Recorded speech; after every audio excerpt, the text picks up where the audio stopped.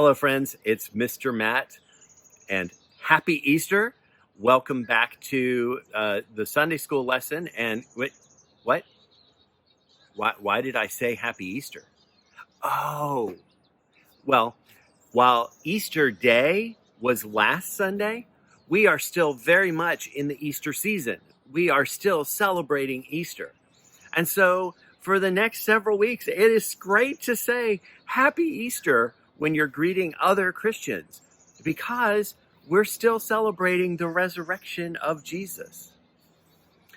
So since we are in the early parts of the Easter season, I thought we would, over the next few weeks, we would talk about the story of the resurrection and what happens in the days following the resurrection, but maybe look at them a little bit differently.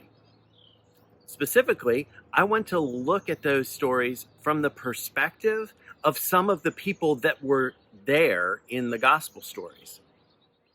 So to look at it from the perspective of some of Jesus's friends and the things that they did and how they reacted and responded and how Jesus responded to them, and maybe to see if those characters can tell us not just their part of the resurrection story, but if they can tell us something about what it means to be a friend of Jesus. So, with that in mind, this Sunday, this first week, we're going to talk about Mary Magdalene.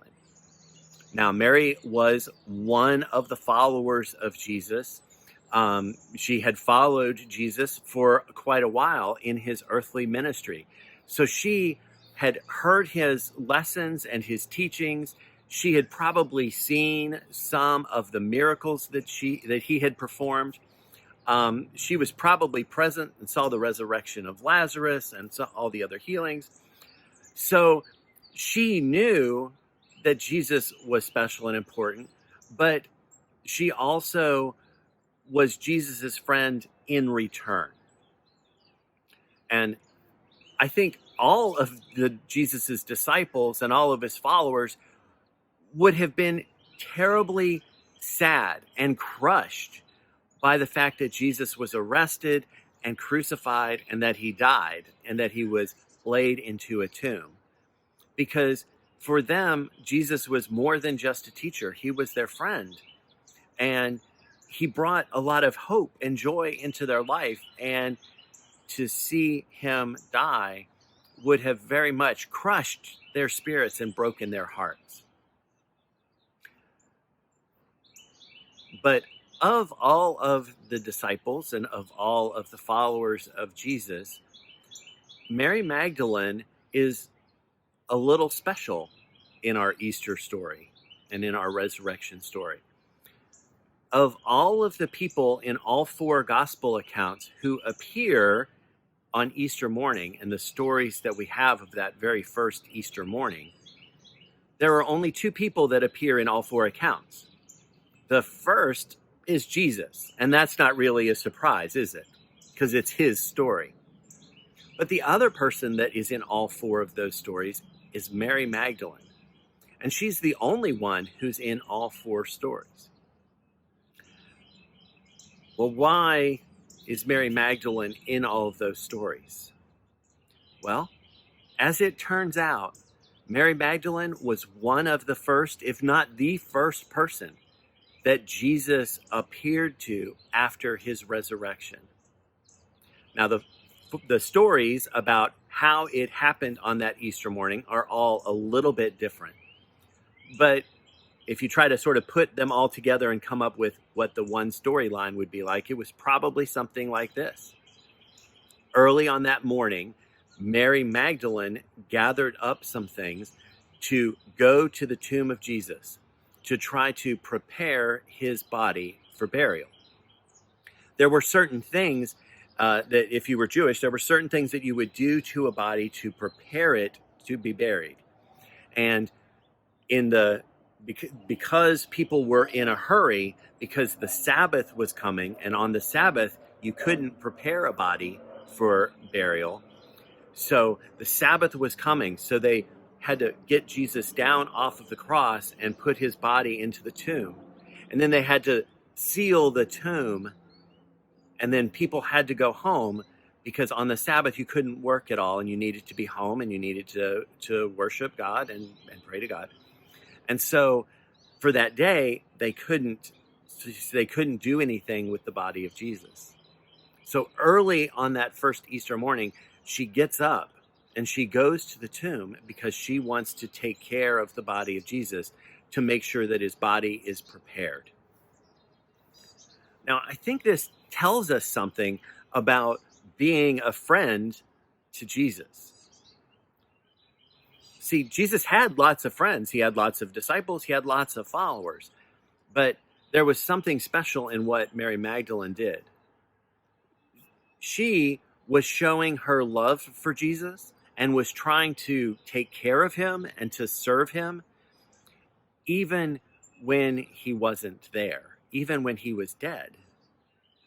Her friendship with Jesus was one that, even though he was, as far as Mary Magdalene was concerned, he was gone, she was still honoring him and loving him and taking care of him.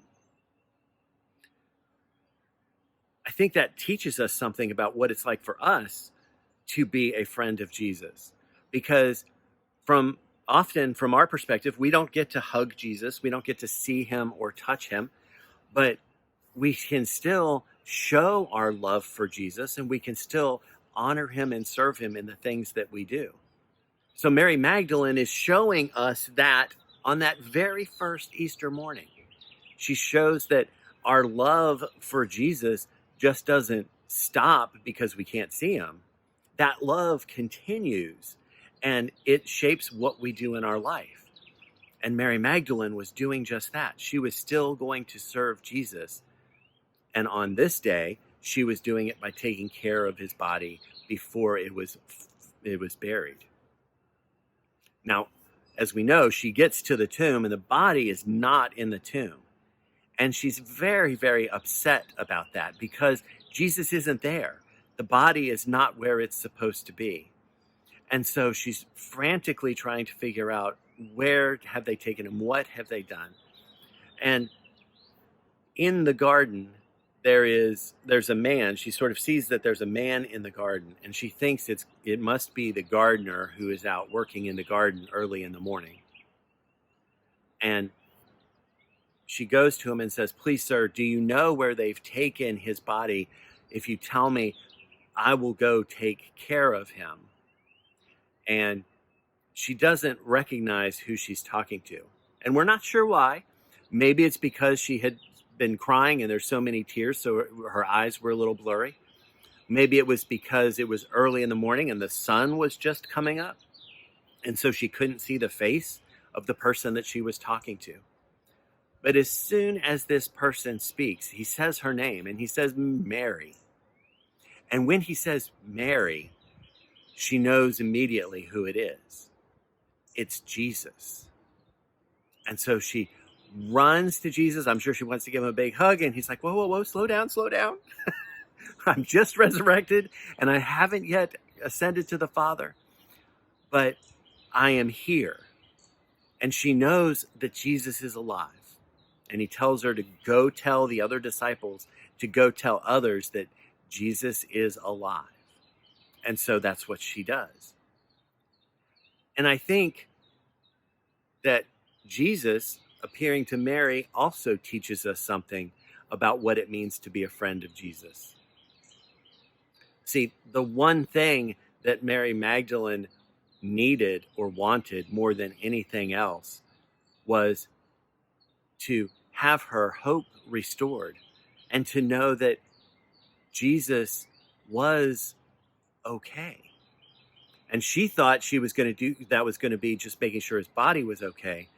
But Jesus gave her something more than she could need, more than she could imagine, which was she was the first person to see the resurrected Jesus.